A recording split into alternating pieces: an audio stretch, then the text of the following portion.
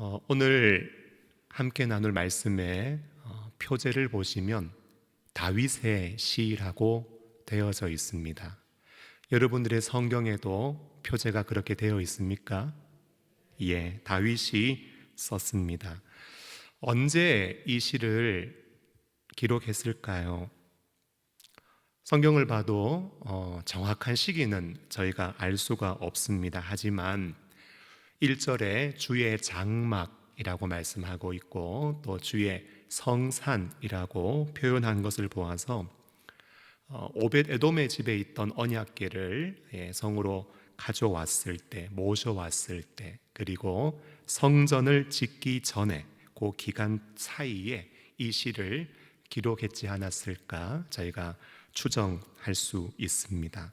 그런데 오늘 시편에서는요, 기록 시기를 아는 것보다 더 중요한 게 있습니다. 그것은 바로 어떤 상황에서 이 시를 노래했는가, 어떤 상황에서 이 시가 불려지고 사용되어졌는가를 아는 것이 중요합니다. 여러분, 시편 15편은 어떤 상황에서 불렀을까요? 1절 말씀을 보면 여호와여 주의 장막에 머무를 자 누구 오며 주의 성산에 사는 자 누구 오니이까 질문을 하고 있지요. 그래서 이 시는요, 전승에 의하면 입당송으로 불린 노래라고 합니다. 여러분, 입당이 뭘까요? 국민의힘에 들어가고 민주당에 들어가는 그 입당을 말하는 것일까요? 아니요, 입당은 맞습니다. 성전에, 예배당에 들어가는 것을 의미하는 말입니다. 교회 건물을 완공했습니다. 우리가 수고 많이 했지만 이 건물은 하나님 것입니다. 하나님께 드리고 이곳에 복과 은혜가 넘치기를 바라고 또 이곳을 통하여 주의 뜻이 이루어지기를 바라며 기도하는 것을 뭐라고 할까요? 헌당이라고 합니다. 마찬가지로 내가 소유하고 있는 모든 것이 다 주님의 것입니다. 이것을 믿고 얼마를 구별하여 드립니다. 그러면서 복과 은혜를 구하고 예물이 쓰여질 때마다 하나님의 뜻이 이루어지도록 기도하는 것을 뭐라고 할까요? 헌금이라고 합니다. 여러분, 그런데 입당은 무엇인가? 입당은 성전에, 예배당에 들어가는 것을 의미합니다. 그런데 말씀 앞에서 우리가 꼭 기억해야 되는 것은요, 이 말씀이 곧 성전, 예배당에 들어오는 것만을 의미하는 것은 아니다라는 거예요. 주의 장막, 그리고 주의 성산, 여러분 어떤 곳입니까? 하나님의 임재가 있는 곳이고요, 하나님의 영광이 함께하는 곳, 거룩하신 하나님께서 함께 계시는 하나님의 임재가 있는 곳입니다. 여러분, 예수님이 땅에 오셔서 하나님 나라가 이 땅 가운데 완성될 때 어쩌면 영원토록 주님과 함께하는 그 영광을 우리가 미리 맛보고 누리는 곳, 이것이 바로 주의 장막, 주의 성산, 주의 성전이라고 할 수 있지요. 그래서 주의 장막에 머물 자가 누구냐, 주의 성산에 설 자가 누구냐, 이 질문은 단순히 예배당에 어떤 사람이 들어올 수 있느냐, 여러분 예배당에 들어올 수 있는 자격에 대한 말씀으로 국한되는 것이 아니라 우리에게 장차 도래하고 완성될 하나님 나라 천국에 들어갈 사람이 과연 어떤 사람인가 우리에게 질문하고 있는 말씀이라고 할 수 있습니다. 저는 오늘 예배당에 들어갈 자, 더 나아가서 장차 완성될 하나님 나라 천국에 들어갈 자, 어떠한 자격을 갖추어야 할까? 말씀을 통하여 살펴보며 몇 가지 교훈과 은혜를 나누려고 합니다. 우리 2절 말씀을 한번 보실까요? 2절 말씀을 보면 정직하게 행하며 공의를 실천하며, 정직하게 행하고 공의를 실천해야 한다고 말씀합니다. 한번 따라 하실까요? 정직하게 살자. 한 번 더요. 올바르게 살자.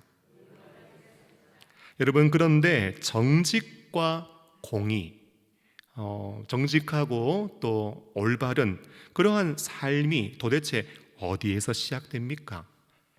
2절 하반절 보니까요, 정직하게 행하며 공의를 실천하며 그의 마음의 진실을 말하며. 여러분, 정직하고 공의롭고 올바른 삶 어디에서 시작되는지 아세요? 전부 다 마음에서 시작이 되어집니다. 여러분, 우리의 마음이 타락하잖아요. 그러면 사람이 정직하지 못합니다. 마음이 부패하잖아요. 그러면 공의롭지 못합니다. 우리의 마음이 더러워지잖아요. 그러면 그 사람이 정직해 보이면 보일수록, 그 사람이 공의로워 보이면 보일수록 어떤 사람이 되느냐? 겉과 속이 다른 이중적인 사람이 되면서 아마 본인의 양심이 화인 맞은 것, 불화살 맞아서 여러분 재기능하지 못하는 것 아닌 이상, 겉과 속이 다른 사람은요, 자신의 이중적인 겉과 속, 그 내면 때문에 겉으로는 편하게 보일지 몰라요. 그러나 그 내면은 굉장히 고통스럽고 굉장히 스스로에게 실망하며 잠도 잘 못 잘 거예요. 여러분, 우리의 마음이 어떠해야 하는가? 마음이 깨끗하고 청결하고 정결해야 하는 것입니다. 여러분, 오늘 이 시를 기록한 다윗의 마음은 어땠을까요? 다윗의 평가는 우리가 너무나 잘 아는 것처럼 다윗은 하나님의 마음에 합한 사람이었습니다. 그런데요, 다윗의 삶을 돌아보면 다윗은 우리아의 아내 밧세바를 범하는 음란을 마음에 품었습니다. 자신의 죄를 덮기 위해서 우리아를 죽이는 살인을 마음에 품었습니다. 여러분, 두 번째 인구조사를 했는데요, 자기 자신을 과시하고자 하는 마음도 품었습니다. 그러므로 그의 내면을 한번 살펴보면 다윗도요, 이 시를 지은 저자도 마음이 온전하고 깨끗하고 정결한 사람은 아니었습니다. 그러므로 우리가 신앙생활하면서 중요한 것이 있다면 내가 사회적으로 어떤 지위에 있는가, 내가 한 번뿐인 인생 살면서 얼마나 대단한 업적과 성과를 이루었는가, 그리고 사람들이 지금 나를 어떻게 인정하고 평가하고 있는가, 여러분 이것도 중요해요. 하지만 예수 믿는 사람들, 성령을 선물로 받은 사람들에게 더 중요한 것이 있다면 하나님과 함께 할 수 있는, 주의 성령이 평안함 가운데 거할 수 있는 내 영혼의 거룩함이 있는가?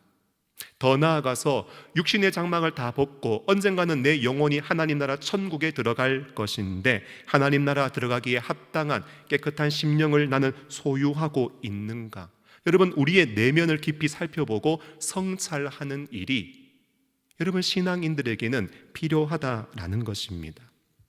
제가 청년 때 이런 찬양 자주 불렀습니다. 내가 구하는 것은 단 하나, 주님 계신 나라, 들어갈 수 있는 정결함이며 내 영혼 온전한 빛이 되어 날마다 주님을 깊이 체험하며 만나는 그것 내 한 가지 소원. 여러분, 이런 찬양 제가 자주 불렀는데요, 우리는 왜 이런 한 가지 소원을 마음에 품어야 할까? 여러분, 육신은 흙으로 지음받았기 때문에 언젠가 하나님 허락하신 호흡이 다 하잖아요. 여러분, 흙으로 지음받은 육신은 언젠가 흙으로 돌아갑니다. 그런데 우리의 영혼은 낙원에서 여러분 잠시 안식을 가지고 있다가 예수님 천군 천사의 나팔 소리와 함께 이 땅에 다시 오셔서 잠자는 모든 자들을 깨우실 때에 여러분 죽은 영혼들이 살아나면서 부활의 몸을 입고 하나님 나라 천국에 들어가기 때문에 여러분 새 몸을 입을, 그 영화로운 몸을 덧입을 우리의 영혼은 깨끗해야 되고 정결해야 하는 것입니다. 내 영혼은 정결한가? 내 영혼은 청결한가? 우리의 영혼이 죄악에 물들지 않도록 항상 깨끗한 심령을 우리는 유지하며 살아가야 하는 것입니다. 오늘 다윗을 보니까 그의 삶을 통해 그의 심령과 내면을 돌아볼 때 다윗은 온전히 정결한 사람은 아니었습니다. 그런데 다윗의 인생 속에 제가 볼 때 진짜 잘한 일, 정말 잘한 일, 진짜 막 박수 쳐주고 싶은 일이 하나 있어요. 그게 뭐냐 하면 2절 말씀 하반절에 그의 마음의 진실을 말하며, 여러분 다윗은요 그 마음에서 거짓을 말하는 게 아니라 진실을 말하는 사람이었습니다. 다윗은요 하나님 앞에 죄를 숨기지 않았어요. 나단 선지자의 책망을 받았을 때에 음란의 죄악을 인정하고 회개했습니다. 백성을 조사한 이후에 마음속에 내가 생각해 보니까 하나님 앞에 내가 못할 일 했구나, 마음에 무엇이 일어나느냐, 자책이라는 게 일어났어요. 양심이 화인 맞아가지고 제기는 못하면은 죄를 짓고도 악을 행하고도 그냥 마음이 아무런 기능과 작동을 하지 않겠지만, 다윗은 두 번째 인구조사한 다음에 아이고 내가 하나님 앞에 왜 그랬을꼬, 스스로 자책하는 마음이 일어나서 내가 이 일을 행함으로 여호와께 죄를 범하였나이다, 제가 심히 미련하게 행하였나이다, 종의 죄를 사하여 주옵소서. 인구를 조사하면서 자기의 업적을 드러내고 자신을 과시하려고 했던 마음을 주님 앞에 죄악으로 여기며 부끄러워하며 다윗은 회개했습니다. 어쩌면 하나님께서 다윗을 보시면서요, 진짜 다윗 내 마음에 합하다 하실 때에, 여러분 다윗이 이루었던 수많은 찬양, 다윗이 때려 눕혔던 그 골리앗, 다윗이 안겨준 승리, 다윗이 이루어낸 그런 부귀영화들, 나라의 번영, 여러분 이것을 보시고 내 마음에 합하다 평가하셨다기보다는, 여러분 죄가 있음에도 불구하고 그것을 숨기지 않고 그 마음에 무엇을 말해요? 진실을 말해요. 항상 거룩하신 하나님 앞에 내 심령을 돌아보고 하나님 말씀으로 책망하시고 선지자를 통하여 책망하시고 성령으로 그를 마음을 찌르시고 너가 지금 내 앞에 올바르지 않다 책망하실 때에 회개하는 심령이 있었기에 그가 하나님 마음에 합한 사람이 될 수 있지 않았을까요? 사랑하는 여러분, 오늘 우리는 어떻습니까? 혹시 우리 안에 남들이 알지 못하는 죄악, 하나님만 아시는 죄악, 오랫동안 회개하지 않은 채 그냥 마음에 품고 있었던 숨은 죄악, 여러분 그런 죄악이 있다면 회개하셨습니까? 언젠가 육신의 장막을 다 벗고 내 영혼의 때가 있다는 사실을 기억하면서 날마다 예수 그리스도의 십자가 앞에 내 영혼을 돌아보고 하나님 거룩하심 앞에 서서 여러분 날마다 회개함으로, 내면의 정결함으로, 심령의 깨끗함으로 하나님 앞에 서고 계십니까? 주의 장막에 머무를 자가 누굽니까? 주의 성산에 설 자가 누굽니까? 나중에 주님 이 땅에 오실 때에 그 완전한 나라 천국에 이를 사람이 과연 누구입니까? 정직하게 행하며 공의를 실천하되 그 일을 가능하게 하는 마음이 진실한 사람이라는 사실을 꼭 기억하시면서 늘 회개함으로 영혼을 깨끗하게, 심령을 정결하게 하는 맑은 영혼의 소유자들이 되시기를 예수님의 이름으로 축원합니다. 3절과 4절 말씀을 한번 보실까요? 3절과 4절 말씀 같이 읽겠습니다. 시작. 그의 혀로 남을 허물하지 아니하고 그의 이웃에게 악을 행하지 아니하며 그의 이웃을 비방하지 아니하며 그의 눈은 망령된 자를 멸시하며 여호와를 두려워하는 자들을 존대하며 그의 마음에 서원한 것은 해로울지라도 변하지 아니하며. 아멘. 3절 4절 보니까요, 혀로 남을 허물하지 않는 사람, 그리고 이웃에게 악을 행하지 않는 사람, 또 비방하지 않는 사람, 눈으로 멸시하지 않는 사람, 그리고 여호와를 두려워하는 자들을 존대하는 사람, 여러분 이러한 사람이 자격이 있다, 주의 장막에, 주의 성산에 설 수 있다 말씀하고 있습니다. 여러분 첫 번째가요, 좀 마음에 대한 부분이었다면 3절과 4절 말씀 보니까 삶에 대한 부분을 말씀하고 있어요. 여러분 누가 예배당에 머물고 누가 천국에 갈 사람인가? 여러분 거룩한 삶을 사는 사람이다 성경은 말씀하고 있습니다. 한번 따라 하실까요? 거룩하게 살자, 구별되게 살자. 여러분 시편 기자는 마음에 이어서 우리에게 거룩한 삶을 도전하고 있습니다. 이유가 뭘까요? 그 이유는요, 여러분, 마음과 우리의 삶이 분리되어져 있지 않고 여러분 연결되어져 있기 때문에 그렇습니다. 마음이 회개를 했습니다. 내 영혼이요, 반성을 하고 죄악을 깨닫고 죄를 버렸습니다. 그런데 삶에 아무런 변화가 없다? 질문할게요. 그런 일이 있을 수 있을까요? 여러분, 회개의 3요소는요 지정의입니다. 한번 따라 하실까요? 지정의. 그게 회개의 3요소예요. 여러분, 지가 뭐예요? 아, 내가 죄를 지었구나, 내가 악을 행하였구나, 이것을 깨닫는 것입니다. 정은 뭐예요? 초코파이예요? 여러분, 정은요, 내가 왜 이런 죄를 지었을까 가슴 치면서 애통하는 것이고 뉘우치는 것입니다. 의는 뭘까요?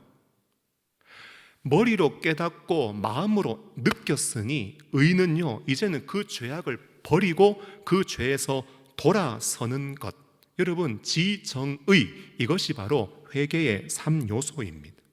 그런데요, 죄를 다 버렸다, 이제 뭐 술 끊었다, 이제 담배 안 핀다, 이제 뭐 거칠게 말 안 한다, 이제 뭐 무례하게 행동하지 않는다, 여러분, 이게 끝이 아니에요. 죄를 버리고도요, 하나님하고 관계에 있어서 그냥 대면대면한 사람, 서먹서먹한 사람, 여러분, 그런 사람들 얼마나 많은지 모릅니다. 진정한 회개는요, 이제 하나님의 품에 돌아가는 거예요. 하나님의 사랑의 품에 안기는 거예요. 하나님의 사랑을 다시 한번 내 심령 가운데 폭포수와 같이 누리는 거예요. 그래서 하나님과의 올바른 관계를 회복하고 하나님하고 좋은 사이가 되고 하나님하고 사랑의 관계를 만들어가는 것, 여러분, 거기까지가 온전한 회개라고 할 수 있는 것입니다. 진정한 회개를 했는데요, 삶이 안 바뀌어요. 보니까 뭐 여전히 혀로 남을 허물합니다. 여전히 이웃에게 선을 행하지 않고 악을 행합니다. 여전히 이웃을 비방하고요, 눈을 보는데요, 눈빛이 사랑의 눈빛, 따뜻한 눈빛. 아유, 장로님 수고 많으세요. 안수 집사님 너무너무 수고 많으세요. 권사님 정말 수고 많으세요. 여러분, 서로 불쌍히 여기고 긍휼히 여기기만 해도 교회가 따뜻해질 것이고 교회가 평안하고 은혜로울 것인데, 눈빛을 보니까 내리 깔고 있어요. 이렇게 보고 있고 막 무시하고 등 돌리고 멸시하고. 여러분, 눈빛만 봐도 사람은 영적인 존재이기 때문에 나에 대해서 어떤 마음을 가지고 있는지 다 압니다. 여러분, 제가 담임 목사로 부임하고 사역자의 길을 걸어가면서 작정한 게 뭔지 아세요? 사람들이 나한테 어떻게 대해야 되는지 상관없이 다 똑같이 사랑하고 다 소중하게 여기고 다 귀하게 여기고자, 여러분, 그 마음 먹고 주의 일을 시작했습니다. 여러분, 여호와를 두려워하는 자들, 사역자들이나 일꾼들 존중하거나 뭐 돌보지 않아요. 어쩌면 그런 사람들은요, 입술 회개, 순간 회개, 보여지는 회개, 외식적인 회개는 했을지 몰라도 영혼의 회개, 마음의 회개, 삶의 변화를 동반한 깊고 진실한 회개를 하지 않았다. 했다고 할지 몰라도 하나님과의 올바른 관계를 회복해서 다시 한번 그 사랑의 품에 안겨서 보니까, 그분 만나보니까 너무 따뜻해, 그분 만나보니까 쉼을 얻고 위로와 격려를 얻어. 회개는 했다고 하는데 찬바람 쌩쌩 불고, 회개는 했다고 하는데 그분이 무슨 말을 할까 막 긴장되고 두려워하고. 진짜 회개한 거 맞습니까, 여러분? 여러분, 제가 설교를 하면 직분자들은 기도를 합니다. 여러분들이 설교를 평가한다면 저도 기도를 평가할 수 있습니다. 여러분들이 설교에 아멘하지 않으시면 저도 직분자들의 기도에 아멘하지 않을 수도 있습니다. 그런데 저는 어떻게 하는지 아세요? 직분자들이 기도할 때마다 거의 평가하지 않습니다. 그리고 기도 준비하실 때 내가 설교 준비하는 것처럼 저는 뭐 수요 예배도 하고 내일 또 행복 런치도 하고 금요 기도회도 주여 하고 또 주일도 설교하고, 그래서 준비한다고 일주일에 한두 번 교회에서 잠을 자고 준비하지 않습니까? 기도하시는 분들도 아마 나처럼 그렇게 준비할 거다 이런 생각을 하면서 마음 들여서 정성을 다해 준비한 기도에 저는요 거의 한 문장 한 문장마다 다 아멘 아멘 합니다. 안 할 때 있어요. 저에 대해서 기도할 때는 참 제가 기도 아멘 하기가 좀 그래서 그냥 넘어가고 거의 다 아멘 합니다. 그런데 성도님들 보니까 참 마음이 안타까운 게요, 뭐 아멘을 하면 입안이 헐고 혓바늘이 돋는다고 생각해서 그러신지 아멘을 잘 안 해요. 근데 제가 오늘 들어보니까 오늘 수요예배 오신 분들은 또 한상미 권사님 성령의 충만함 안에서 잘 기도 준비하셔서 기도하셔서 그런지, 또 우리 여기 모인 분들은 어이구 한 문장 한 문장마다 얼마나 아멘 아멘 하시는지. 여러분 그러면은요 좀 부족하다 할지라도 여러분 그 아멘에 힘이 나고 다음엔 더 잘 준비해야지, 여러분 이런 마음 들지 않겠습니까? 그래도 아멘 안 하시는 여러분, 새가족들도 오고 방문자들도 오고, 여러분 우리 교회 좋은 교회입니다. 우리 교회 영적 분위기 좋습니다. 우리는 서로 비방하거나 헐뜯거나 그러지 않고 우리는 따뜻하게 서로를 감싸 안고 위로하고 힘을 주고 격려합니다. 이런 말을 안 해도요, 말씀을 전할 때 기도할 때 성도들이요 좀 부족해도 문장이 안 맞아도 아멘 아멘 아멘, 여러분 그러면 교회가 격려를 받고 위로받고 따뜻하고 좋은 교회 되는 것입니다. 하여튼 눈치는 백단이시.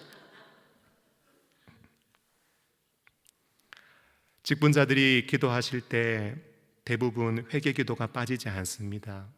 제가 기도를 평가하지는 않지만 보면 공식적인 자리에서 회개하셨는데 때로는 눈물을 훔치면서 기도하셨는데 그렇게 기도하신 것처럼 회개하신 것처럼 살아가고 계신가?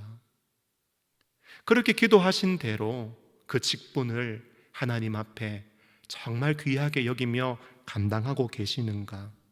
회개한 대로 눈물 흘린 대로 살아가고는 계시는가? 여러분 저는 그것은 눈이 작아도 다 보고 있습니다.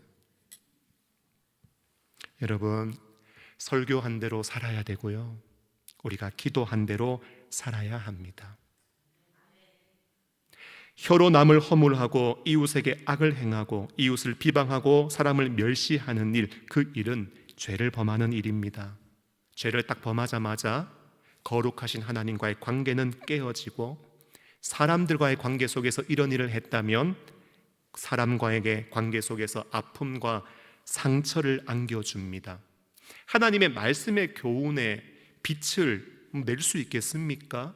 선한 영향력도 나타내지 못해서 여러분 전도의 문을 틀어막는 일입니다. 예배당에 와서 그런 죄악을 여전히 가슴에 품고 올려드리는 찬양과 기도와 헌신을 여러분 주님께서 기쁘게 흠양하시고 받으시겠습니까? 여러분들의 영혼에, 여러분들의 삶에 죄가 그렇게 덕지 더럽게 묻어 있는데, 오염되어져 있는데 거룩하신 하나님, 성결하신 하나님, 흠이 없고 깨끗하신 주님이 계시는 그 천국에, 주의 장막과 성산에 여러분 우리가 설 수 있겠습니까? 에이 목사님, 그 예수 믿으면 구원은 따놓은 당상 아닙니까? 여러분 교리상은 그렇습니다. 그런데 성경을 해석하실 때는요 상황과 문맥 안에서 해석하고 이해해야 됩니다. 진짜 말씀대로 살려고 몸부림치던 사람 한 번, 두 번 실수하잖아요. 그래서 그 죄악 때문에 아이고 나 이 죄악 때문에 혹시 구원 못 받는 것 아닌가, 구원의 확신 흔들릴 수 있잖아요. 그때 하나님은 뭐라고 하시느냐? 내가 택한 자 절대 버리지 않는다. 너 예수 믿고 있냐? 내가 너 반드시 구원하신다. 하나님 그렇게 말씀하시고요. 마치 구원은 따놓은 당산처럼 여기면서 거룩하신 하나님을 의식하지 못한 채, 공의로운 하나님을 인식하지 못한 채 죄악을 밥 먹듯이 짓고 그냥 내 생각대로 내 생각 마음대로 하고, 마음은 내 마음대로 쓰고 말도 마음대로 하고 행동도 마음대로 하는 사람, 여러분 그런 사람들에게는요, 성경은 믿음에 파선한 사람도 있으니 너는 두렵고 떨림으로 구원을 이루라. 우리의 구원에 대해서 확신 주기보다 회개로 우리를 인도한다는 사실을 여러분 우리는 잊어서는 안 됩니다. 누가 들어갈 자입니까? 누가 설 자입니까? 여러분 삶의 변화가 있는 사람이에요. 바라기는 새 마음 그리고 새로운 삶으로 여러분 주의 성전을 향하시고 천성을 향하시는 거룩한 성도들이 되시기를 예수님의 이름으로 축복합니다. 마지막으로요, 성경을 보니까 우리에게 서원 이야기를 하고 있습니다. 4절 하반절을 보니까요, 그의 마음에 서원한 것은 해로울지라도 변하지 않아야 한다 말씀하고 있어요. 여러분 신앙생활하면서 하나님께 약속하신 거 있으세요? 지켜야 된다는 거예요. 작정하신 거 있으세요? 어기면 안 된다라는 거예요. 조금 우리에게 부담이 되잖아요. 마음에 압박이 느껴지잖아요. 그런데 이 말씀은요, 우리를 향하여 무엇을 요구하고 있는가? 여러분 신실함을 요구하고 있는 것입니다. 다윗이 가졌던 그 신실함, 앞에 보이는 모습이나 뒤에 안 보이는 모습이나 하나님 앞에 늘 주님을 믿고 사랑하며 소망하는 그 한결같은 신실한 마음, 그 마음을 유지해야 한다는 것을 의미하고 있습니다. 왜 그렇게 해야 될까요? 이유는 딱 하나예요. 우리가 믿고 사랑하는 하나님께서 우리에게 신실하게 행하시는 하나님이시기 때문입니다. 하나님 우리를 택하시고요, 하나님 우리와 함께 말씀으로 언약을 맺으셨습니다. 성경을 통해서 우리에게 주신 그 약속대로 하나님은 그 약속을 어기지 않고 이루어 가시는 신실한 하나님이십니다. 그런 하나님을 우리가 믿고 섬기는 사람들이기 때문에 우리의 마음뿐만 아니라 우리의 삶뿐만 아니라 일평생 하나님을 향하여 믿음의 신실함을 보이며 우리는 주의 전에 올라와야 하고, 신실한 믿음으로 살다가 약속대로 다시 오시는 신실하신 하나님을 우리는 만날 수 있어야 하는 것입니다. 얼마 전에요, 수요 예배를 마치고 어느 성도님을 위해서 기도해 드린 일이 있었습니다. 몸이 너무 다운이 되신대요. 몸이 너무 처져서 기도 받고 싶어 하셨습니다. 왜 몸이 다운이 되실까? 왜 몸이 처지실까? 먼저는 진단을 해야 되잖아요. 그냥 무작정 그냥 막 손 올리고 기도하고 그건 아니잖아요. 제가 왜 다운되십니까? 왜 몸이 처지십니까? 진단하기 위해서 질문을 했습니다. 그런데요, 그 질문에, 그 진단에 성도님 뭐라고 하셨냐? 날마다 뭘 하시는가 봤더니요, 성경을 필사하신다고 하셨습니다. 작년에요, 리딩 지저스 시작했잖아요. 작년 1년 동안 리딩 지저스의 그 흐름을 따라서 창세기부터 계시록까지 다 필사하셨답니다. 별로 놀라지도 않으시네요. 여러분 이번에요, 두 번째 리딩 지저스를 하니까 두 번째로 지금 창세기부터 쭉 필사해 나가고 있다고 합니다. 제가 그거 들으면서요, 이 생각이 들더라고요. 여러분 은혜 받는 게요, 남 탓할 필요가 없어요. 은혜 받는데 남 탓할 필요가 없어요. 프로그램이 좋다 안 좋다 이거 문제 삼을 필요도 없어요. 제가 보니까요, 은혜 받으시는 분은요, 교회 안에서 무엇을 한다? 여러분 이거는 전부 다 같이 하기 위한 최소한의 것입니다. 이게 높은 기준이 아니에요. 기준을 완전히 낮춰 놓아서 누구든지 할 수 있는 최소한의 기준으로 만들어 놓았는데, 여러분 할 수 있는 분들은 보니까 그것을 디딤돌 삼아서 하고 싶은 만큼 더 하시더라고요. 그리고 교회에서 뭔가 한다, 그 프로그램, 그 시간을 내 것으로 만들고 정말 내가 그것을 통해서 은혜 받기를 사모하면서 겸비된 모습으로 나아가시는 거 보니까요, 하나님은 사모하는 심령의 은혜를 주십니다. 여러분, 뭐 사람 문제 삼지 말고 프로그램 탓하지 마세요. 내가 정말 간절한 심령으로 내가 이것을 통하여 은혜 받겠다, 목마른 심령으로 나아가면 하나님은 그 갈급한 심령에 은혜를 부어주시는 줄로 믿습니다. 여러분, 필사가요 쉬운 일이 아니에요. 솔직히 말씀드리면 저 목회자인데요, 여러분, 성경을 읽는 것도 힘듭니다. 여러분, 그냥 읽으면 뭐 눈으로 읽잖아요. 그런데 새벽마다 저는 정독으로 소리 내어서 읽습니다. 성도님들은 뭐 읽다가 사실은 쉴 수 있잖아요. 힘들면 그냥 눈 감고 그냥 귀 열고 들을 수도 있거든요. 그런데 앞에서 인도하는 사람이기 때문에 저는 한자 한자 여러분 또박또박 쉴 새 없이 읽어야 합니다. 솔직히 제가 눈이 많이 나빠져 가지고요, 글자가 흔들립니다. 멀리 있는 거 잘 안 보입니다. 그럼 가까이 있는 건 잘 보이냐? 안 보입니다. 안경 도수를 멀리 있는 것에 맞추면 가까이 있는 게 안 보이고, 가까이 있는 게 맞추면 또 멀리 있는 것도 안 보여가지고 중간 도수로 맞춰놓고 조금씩 흐릿하고 희미합니다. 글자가 큰 글자 성경을 구입해서 읽어도요, 새벽마다 막 눈에 힘 가득 주면서 그렇게 읽어 나갑니다. 미리 읽어봐야 되잖아요. 그래서 새벽 한 3시, 4시쯤 제가 일어납니다. 목사님 푹 주무셔야 돼요. 새벽 기도가 없어야 푹 자죠. 목소리가 성도님들 들으시기에 거북하지 않도록 새벽마다 목 풀고 강단에 서서 하는데 그래도 목이 잠깁니다. 여러분, 읽고 나잖아요. 그러면 이게 육체를 쓰는 일이기 때문에 한번 하고 나잖아요, 진이 쭉 빠져요. 다시 컨디션을 끌어올리는데 또 시간이 필요합니다. 그 돌아서면 또 뭐 해야 되고, 돌아서면 또 뭐 해야 되고, 머리가 다 하얘지는 이유가 다 있는 것입니다. 마음 같아서는요, 성경 읽는 거야 뭐 누구든지 할 수 있기 때문에 지금 교역자들도 다 줄인 상황이라서 장로님들, 안수 집사님들, 권사님들 다 돌아가면서 읽어도 참 좋겠다, 여러분 그런 생각도 들고요. 부교역자들이 다 날마다 나누어서 함께 읽으면 좋겠는데 부교역자들 다 집이 멉니다. 사택 지원이 잘 되지 않아서 날마다 나오기가 쉽지 않습니다. 여러분, 읽는 것도 쉽지 않은데 보니까 성도님이 성경을 쓰신대요. 잠깐만 생각해봐도 읽는 것도 쉽지 않은데 쓰는 것은 얼마나 힘들까. 제가 말씀드렸어요. 성도님, 잠시 쉬세요.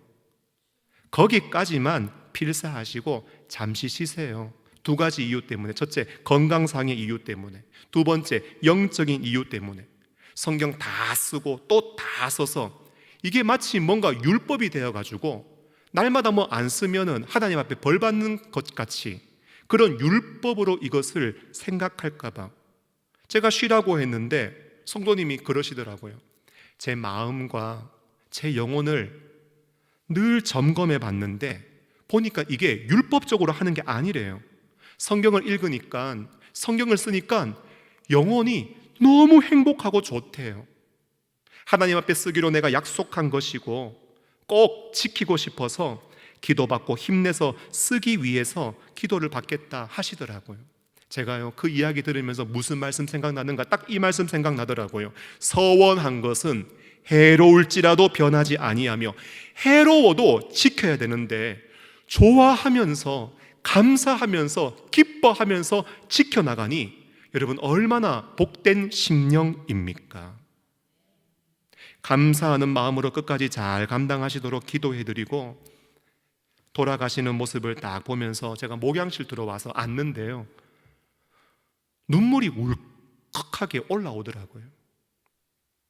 내가 부르심받아 사명 감당하면서 뭐 내가 대단한 목회자가 되려고 하는 것도 아니고 뭐 영동중앙교회 담임하면서 사역하면서 뭐 엄청난 업적을 이루어내려는 내가 야만 가진 목사도 아니고 한국교회를 이끌어가는 위대한 지도자 몇 명이 들어가고 이름 남기는 목사가 되어야지 제 마음 안에 그런 마음 없습니다.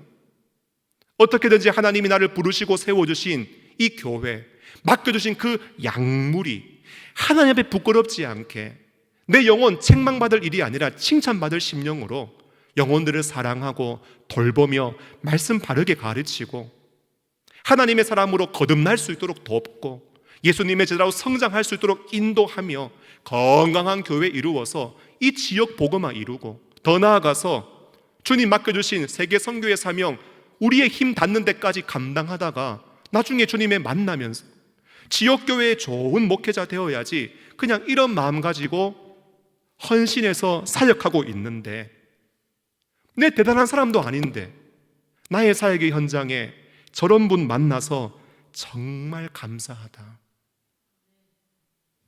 경건한 분, 신실한 분, 마음이 진실하고 남 허물 안 하고 악하게 행하지 않고 비방하는 거 본 적 없고 눈으로 사람을 무시하거나 멸시하지 않고 사역자와 일꾼들을 존중할 줄 알고 서원한 것은 해롭다 할지라도 내가 하나님도 나에게 신실하시니 나도 하나님 앞에 신실한 믿음으로 내가 약속했으니까 꼭 지켜나가리라.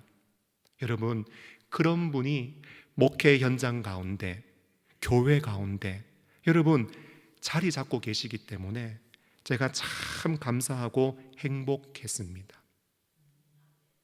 말씀을 맺고자 합니다. 5절 말씀을 보니까 이런 말씀이 있습니다. 이자를 받으려고 돈을 꾸어주지 아니하며 뇌물을 받고 무죄한 자를 해하지 아니하는 자이니 이런 일을 행하는 자는 영원히 흔들리지 아니하리이다. 여러분, 이런 마음으로 살아가시는 분들은요, 재정에 대해서, 돈에 대해서도 절대 불의하지 않고 깨끗할 것입니다. 그리고 이런 일을 행하는 사람 영원히 흔들리지 않는다고 말씀합니다. 흔들린다는 건 어떤 거예요? 나 진짜 천국 들어가나? 나 이렇게 살다가 하나님 나라에 들어갈 수 있나? 나중에 주님 오셔서 하나님은 공의로운 분이시라서 반드시 죄에 대해서 심판하시고 책망하실 분이신데 나중에 나 심판받아서 천국 못 들어가는 거 아닌가? 여러분, 그런 마음이 일어나잖아요. 그러면 마음이 흔들리고 심령이 흔들리고 영혼이 흔들리며 삶이 다 흔들리게 됩니다. 그러나 하나님 주신 믿음, 그 믿음 안에서 늘 마음을 정결하게 하고 거룩하게 살아가며 끝까지 신실함을 지킨 사람, 그 사람은요, 하나님이 주신 믿음의 선물이 있잖아요. 그리고 그 믿음이 이제 겉으로, 표지로, 외적으로 드러났기 때문에 흔들리지 않을 것이다. 안심할 수 있다는 거예요. 하나님 주신 믿음이 외적으로 드러나고 믿음의 표지가 나타났기 때문에 안심해도 된다라는 거예요. 그래도 제가 담임 목사로서 높아심에 여러분, 내가 늘 회개하고 살고 내가 늘 거룩하게 살고 끝까지 신실함을 지키며 산다고 해도 그 삶 속에 혹시나 내가 이렇게 살았습니다. 내가 이렇게 살았습니다. 내가 이렇게 했습니다. 여러분, 자기 의로움이 싹트고 자라나서 우리의 영혼을 갉아먹어서는 절대로 안 됩니다. 한번 따라 하실까요? 나의 나 된 것은 다 하나님의 은혜라. 여러분, 우리는 하나님의 의를 힘입어 오직 하나님의 은혜로만 주의 장막에, 주의 성산에, 하나님 나라에 이룰 수 있는 줄로 믿습니다. 하나님 택하셔서 주의 장막에 머물게 하시고 주의 성산에 사는 자가 되게 하신 한량없는 주의 은혜에 늘 감사하며 찬양하는 사람들이 되실 수 있기를 바라고요.